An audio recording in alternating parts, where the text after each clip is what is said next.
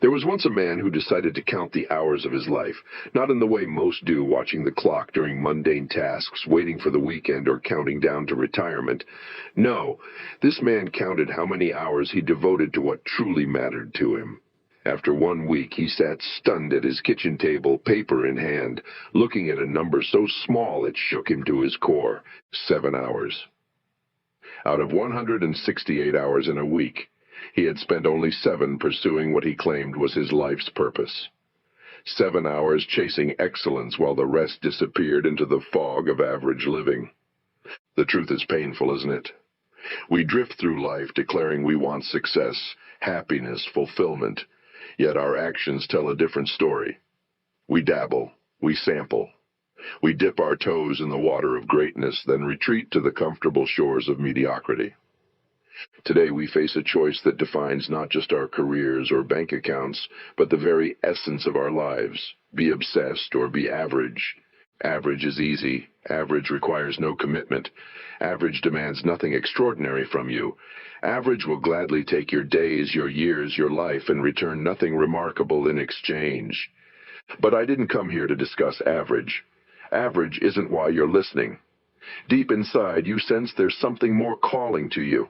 Obsession. The word itself makes some uncomfortable. We've been conditioned to view obsession as unhealthy, excessive, extreme. But what if the greatest achievements in human history came precisely from this dangerous territory? Consider the greatest works of art, the most profound scientific discoveries, the most successful businesses. Behind each stands a person consumed by a singular focus, possessed by a vision that wouldn't let them rest. They weren't balanced, they weren't moderate, they were obsessed. The Oxford English Dictionary defines obsession as an idea or thought that continually preoccupies or intrudes on a person's mind. What a beautiful definition. What magnificent potential lies in being continually preoccupied with an idea that matters deeply. Have you ever watched a child learning something new? A boy with his first chemistry set mixing solutions until late into the night. A girl with a paintbrush losing track of time as colors blend on canvas. They don't watch the clock. They don't count the cost. They don't worry about being too interested. They simply immerse themselves completely. Somewhere along the way, we lost that capacity for immersion. We became sensible. We learned to spread ourselves thin, to multitask, to maintain proper balance. And in pursuing this balance, many of us have balanced ourselves right into mediocrity. Look around. The world is filled with people going through the motions, collecting paychecks, watching the clock, living for weekends, dreading Mondays. They've accepted the bargain of average, exchanging their potential for predictability. Is that the bargain you want to make with your one precious life? The great achievements of civilization weren't created by people with mild interest. The light bulb wasn't invented by someone who thought, I'll work on this electricity thing for precisely 1 hour per day, no more, no less. The polio vaccine wasn't developed by someone who said, I'll think about children's health from 9 to 5, but after that I'm done. No. These breakthroughs came from individuals gripped by purpose, possessed by possibility, unable and unwilling to rest until they'd made their vision real. I can hear the objections forming. But isn't obsession dangerous? Doesn't it lead to burnout, to neglected relationships, to imbalance? These are valid concerns if your obsession is trivial, destructive, or meaningless. But I'm talking about healthy obsession being consumed by something that brings value, that contributes, that matters. This kind of obsession doesn't diminish life, it expands it. A healthy obsession isn't about workaholism or neglecting important relationships. It's about bringing extraordinary focus and commitment to what matters most. It's about refusing to squander your talents and opportunities on pursuits that don't truly engage your heart and mind. Let me ask you, what do you think about when your mind is free to wander? What topic makes you lose track of time? What work doesn't feel like work? What would you pursue even if no one paid you, praised you, or noticed you doing it? Hidden in your answer is the seed of your potential obsession, not just a job or hobby, but your unique contribution to the world. Throughout human history, it's the obsessed ones who've moved us forward. While the average mind says, that's good enough, the obsessed mind says, I can make this better. While the average mind says, that's just how things are, the obsessed mind says, things don't have to be this way. The average person sees obstacles and turns back. The obsessed person sees the same obstacles and finds a way through, around, or over them. Where others see dead ends, the obsessed find detours. Consider this. Have you ever been so absorbed in an activity that time seemed to disappear? Psychologists call this state flow, when challenge and skill meet in perfect harmony, creating a sense of timeless engagement. This state of flow is where our greatest satisfaction and achievement exist. And yet, how many hours of your typical week are spent in this state? For most, the answer is troubling. We spend our days distracted, divided, skimming the surface of life rather than diving deep. We've become professional dabblers in a world that rewards the deeply dedicated. The tragedy isn't that we lack capacity for obsession. We all have it. The tragedy is that we've been taught to fear it, to restrain it, to channel it into responsible mediocrity. Society celebrates the well-rounded individual, but look at history. The people who transformed industries, revolutionized art, advanced science, they weren't well-rounded. They were sharp and focused at one end, with their energy channeled like a laser rather than scattered like a floodlight. Mozart didn't excel at music and 20 other hobbies. Marie Curie didn't divide her attention equally between scientific research and a dozen other pursuits. They poured themselves into their singular passion. They became obsessed. Now, this doesn't mean narrowness of mind or interest. Often the opposite is true. The obsessed individual sees connections others miss precisely because they've gone so deep into their subject. They develop nuanced understanding that the dabbler can never achieve. Understand this. When I speak of obsession, I'm not advocating mindless activity or busy work. I'm talking about purposeful, passionate immersion in something meaningful. I'm talking about choosing to concentrate your finite energy on what matters most rather than dispersing it across what matters least. Average spreads itself thin. Obsession goes deep. Average seeks comfort. Obsession seeks mastery. Average asks, what's the least I need to do? Obsession asks, what's the most I can become? There's a voice inside you that knows the truth of what I'm saying. Perhaps it's been quiet lately, drowned out by the noise of everyday concerns. But it's still there, waiting for you to listen.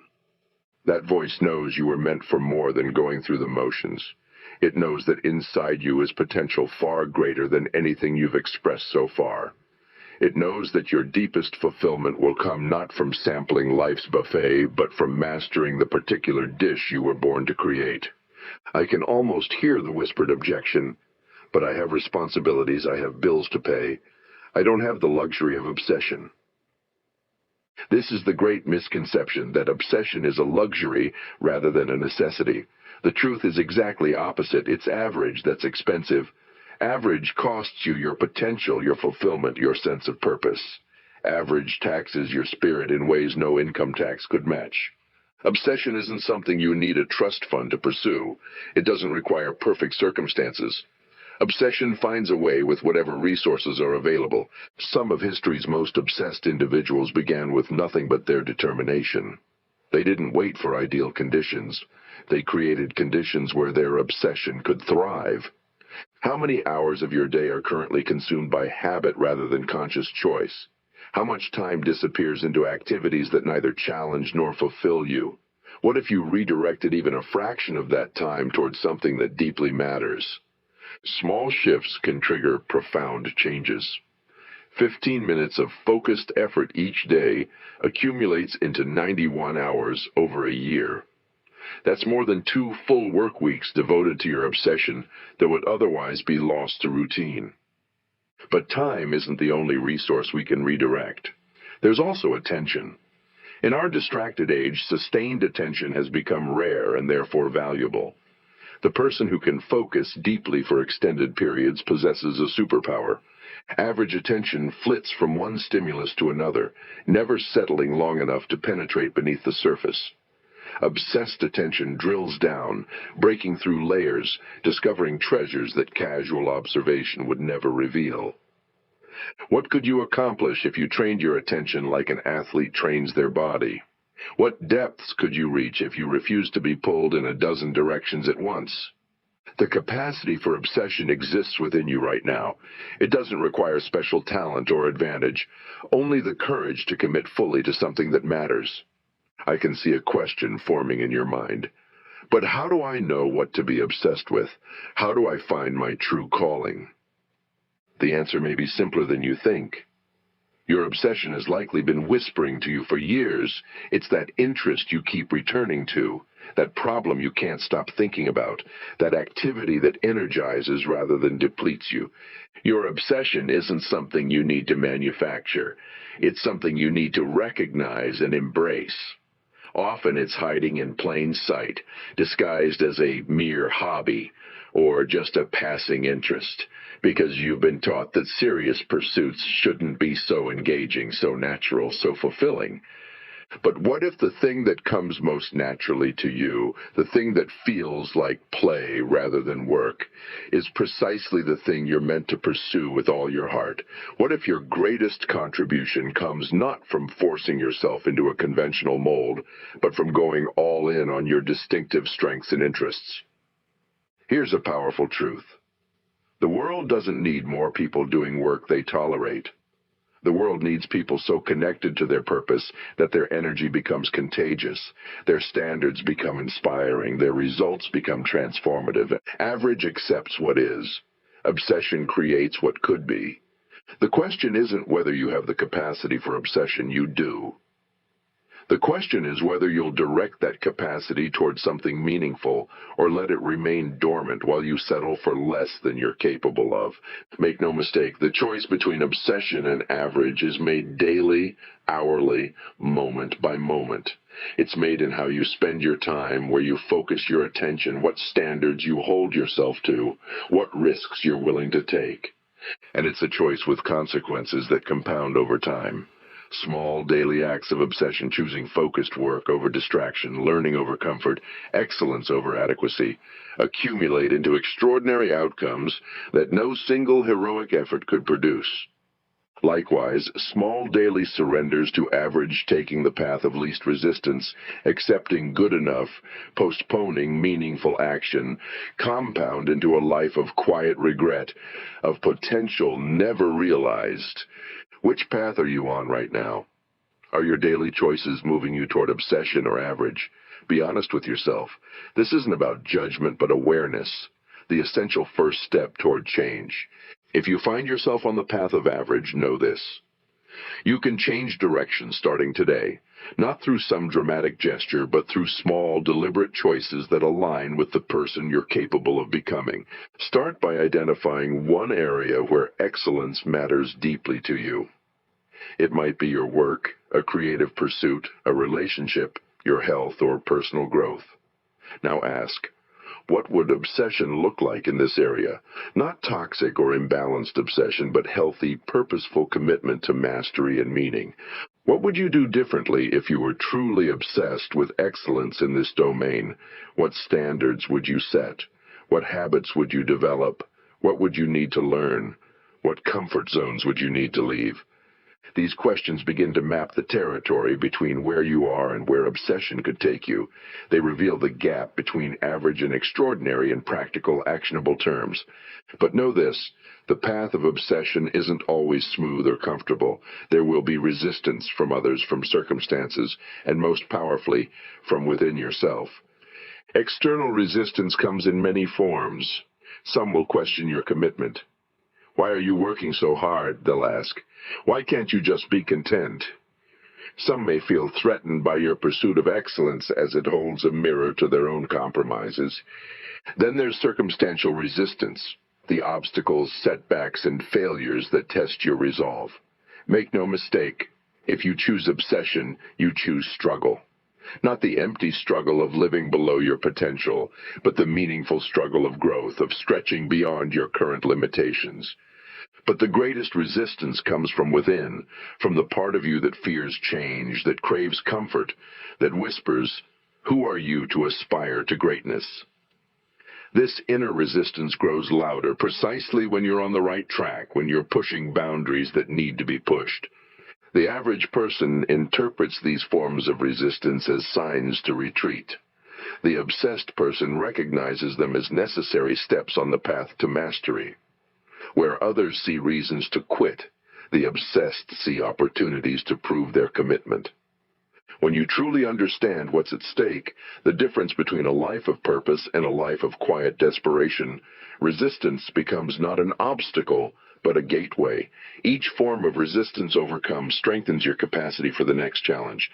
Consider any skill you've mastered or goal you've achieved in the past. Wasn't it the overcoming of resistance that made the achievement meaningful? Wasn't it the struggle that transformed not just your circumstances, but your character? This is the paradox of obsession. The path of greatest resistance often leads to the greatest fulfillment. Not because struggle itself is valuable, but because worthy pursuits inevitably involve breaking through barriers. The world tries to convince us that ease and comfort should be our primary aims, but look at your own experience. When have you felt most alive, most engaged, most proud of yourself? Was it when things came easily, or when you pushed beyond what you thought were your limits? There's a profound difference between the temporary pleasure of avoiding challenge and the lasting satisfaction of overcoming it. Average chooses the former. Obsession embraces the latter. I want you to consider something. Every significant human achievement began as a problem that could have been avoided. Every breakthrough started as a challenge someone could have walked away from. Every masterpiece emerged from struggle that could have been escaped. The Wright brothers could have accepted that human flight was impossible. Jonas Salk could have decided that conquering polio was too difficult. Rosa Parks could have given up her bus seat without protest. They could have chosen the path of average, the path of accepting things as they are. Instead, they chose obsession. They chose to confront problems that others avoided. They chose to persist when others would have surrendered. And in doing so, they didn't just solve problems. They transformed human possibility. You may not be trying to invent flight or cure disease or change social systems. Your obsession may be more personal, creating a thriving business, mastering an art form, becoming an exceptional parent, transforming your health, or developing your character. Whatever your domain, the principle remains. Average accepts the boundaries of the possible. Obsession expands them. This is why society needs the obsessed. Not just for the innovations they create, but for the standards they set, for the example they provide of what's possible when we refuse to settle. In a world that constantly pulls toward mediocrity, the obsessed serve as counterweights, reminding us that we're capable of more than we've been conditioned to believe. In this way, healthy obsession isn't selfish, it's a profound service to others. But let's be practical. How do you cultivate obsession in a world designed to keep you average? First, recognize that attention is your most precious resource. More than money, more than time, your attention determines the quality of your experience and the impact of your efforts. Average attention produces average results. Begin by ruthlessly eliminating distractions that fragment your focus. This doesn't mean living like a hermit. It means making conscious choices about what deserves your attention rather than responding to whatever screams loudest for it. Second, surround yourself with evidence of possibility. Study the obsessed in your field. Learn their stories, not just their triumphs, but their struggles, their doubts, their failures. See in their journeys a reflection of your own potential path. Third, redesign your environment to support your obsession rather than undermine it. Your physical space, your daily schedule, the people you spend time with, all these environmental factors either fuel your obsession or dilute it. Fourth, develop a tolerance for productive discomfort. Growth happens at the edge of your abilities, where you're stretched but not broken. The obsessed don't avoid this discomfort, they seek it out, recognizing it as the sensation of expansion. Fifth, establish feedback systems that keep you honest. Track your progress, measure what matters, seek input from those qualified to assess your work. Don't hide from the truth of where you stand relative to your potential. And finally, connect your obsession to something larger than yourself. The most sustainable obsessions aren't driven by ego alone, but by a sense of purpose, a desire to contribute, to solve meaningful problems, to leave things better than you found them. When your obsession serves something beyond yourself, it taps into a wellspring of energy and resilience that self-centered pursuits never access. It transforms work from a burden into a calling. Now let me address a concern that may be forming in your mind. Does being obsessed mean I can only focus on one thing? Must I sacrifice everything else? This is another misconception about obsession. Healthy obsession doesn't require you to become one-dimensional. In fact, it often enhances other areas of your life by developing transferable qualities like discipline, focus, resilience, and excellence. What obsession does require is clarity about priorities. It demands that you stop pretending everything can be equally important. It insists that you make conscious choices about where your best energy goes rather than distributing it evenly across every domain. This isn't about sacrifice as much as alignment. When you align your resources, your time, attention, energy, with your deepest values and highest aspirations, what feels like sacrifice from the outside feels like integrity from within. The obsessed don't experience their focus as deprivation. They experience it as liberation, freedom from the exhausting pretense that everything matters equally, freedom to pour themselves fully into what truly counts. I want you to imagine something with me. Imagine looking back on your life from its conclusion. From that vantage point, what will matter more, that you maintained perfect balance, or that you made a meaningful difference? That you avoided criticism, or that you created something valuable?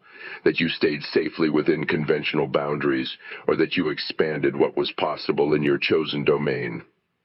The average life plays it safe. It seeks approval. It follows established paths. It prioritizes security over significance. And it ends with the haunting question, what might have been if I'd had the courage to go all in? The obsessed life isn't without regrets, but they're different regrets. Not what if I had tried, but what if I had tried even sooner, gone even further, given even more? Not regrets of action, but regrets of insufficient action. Which set of regrets would you rather live with? I believe there's a voice inside you that already knows the answer. A voice that recognizes the truth of what I'm saying. A voice that's been waiting for permission to pursue excellence without apology. Consider this your permission slip. Not from me, but from the part of yourself that knows what you're truly capable of. The part that's wearied by halfway measures and compromised standards. The part that's ready to experience the particular joy that comes from full engagement with a worthy pursuit. Here's something few talk about. There's a special kind of happiness available only to those who commit themselves completely to something they value deeply. It's not the fleeting happiness of pleasure or acquisition. It's the enduring satisfaction of meaningful achievement, of becoming what you're capable of becoming. The average person never tastes this happiness because it exists beyond the boundaries of comfort and convenience. It requires a journey into territory that average avoids, the territory of full commitment, of persistent effort, of standards that exceed what others consider reasonable. But those who make this journey discover something remarkable. The struggle that seemed like a burden becomes a source of energy. The focus that seemed like restriction becomes a form of freedom. The standards that seemed excessive become the foundation of pride and fulfillment. This transformation from seeing commitment as constraint to experiencing it as liberation marks the threshold between average and obsessed. It's the moment when I have to do this becomes I get to do this. When work becomes not what you do, but who you are becoming through what you do. Have you experienced this shift? Do you know the difference between half-hearted involvement and whole-souled commitment? Between going through the motions and being fully alive in your pursuits? If you've tasted this difference even once, you know what I'm talking about. You know that there are two fundamentally different ways of engaging with life, the way of average and the way of obsession. And you know which one leads to regret and which to fulfillment. The question isn't which path is easier. Average is undoubtedly easier in the short term. The question is, which path is worth traveling? Which leads to a destination you actually want to reach? The path of average leads to predictable outcomes: competence without excellence, security without significance, comfort without deep satisfaction. It's not a terrible path. Millions walk it every day. But is it worthy of what's best in you? The path of obsession leads to different outcomes: mastery rather than mere competence, impact rather than mere security, meaning rather than mere comfort. This path has higher costs but offers rewards that average cannot imagine, much less attain. The tragedy is that many choose average not because they prefer its outcomes, but because they fear the demands of obsession. They choose the known limitations of average over the unknown possibilities of full commitment. But what if the greatest risk isn't trying and failing? What if the greatest risk is never discovering what you're capable of when you give yourself completely to something that matters? What would change if you approached just one important area of your life with the mindset of obsession rather than average? Not frantic activity, but focused intensity. Not perfectionism, but the relentless pursuit of mastery. Not workaholism, but work infused with purpose and attention. The difference might seem subtle from the outside, but would feel transformative from within. The same actions performed with different intent and focus yield dramatically different experiences and results. Average goes through the motions. Obsession brings full presence to each motion. Average seeks to get tasks done. Obsession seeks to embody excellence in how tasks are done. Average works for external rewards. Obsession finds reward in the work itself.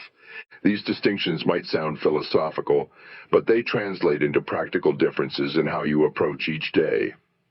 They determine whether you find energy or drain in your efforts. They shape whether you experience growth or stagnation over time.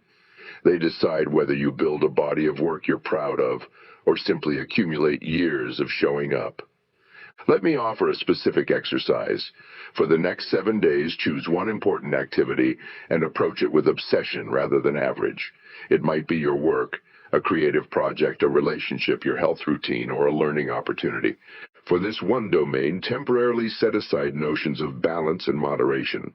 Bring extraordinary focus and commitment. Raise your standards beyond what seems reasonable. Give more than seems necessary. Care more than seems sensible. Observe what happens, not just to your results, but to your experience. Notice how it feels to engage this way. Pay attention to the resistance that arises, both internal and external. Watch for the moments when something shifts from effort to flow. This 7-day experiment isn't about permanently restructuring your life. It's about experiencing firsthand the difference between average and obsessed approaches. It's about gathering personal evidence of what becomes possible when you commit fully rather than partially. For many who try this experiment, the results are eye-opening. They discover that what they thought were their limits were merely the boundaries of their comfort. They experience breakthroughs that had seemed impossible. They tap into capacities that had remained dormant under the reign of average. But perhaps most significantly, they discover that obsession isn't primarily about doing more. It's about bringing more of yourself to what you do. It's about presence and purpose rather than merely time and effort. This discovery changes everything.